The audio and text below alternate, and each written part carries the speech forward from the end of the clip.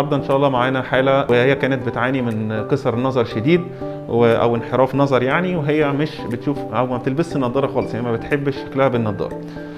بالرغم من المقاسات كبيره عملنا الفحوصات اللازمه بتاعتنا في المركز، واكتشفنا انها ان شاء الله ينفع لها عمليه الليزك التفصيلي، وباذن الله ربنا يكرمنا هنبدا العمليه دلوقتي حالا ان شاء الله. اللي هركبه لك ده مباعد للعين، ماشي، في نور كده هجيبه قدام عينيكي.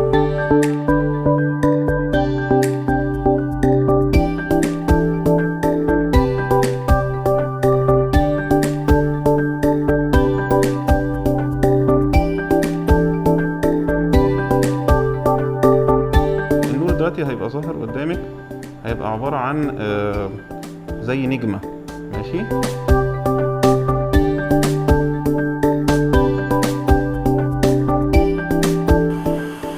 بص قدامك، ثبات تام في الخطوة دي مهمة جدا، ثبات تام، نفضل باصين على النور اللي بينور بيه ثواني وخلاص.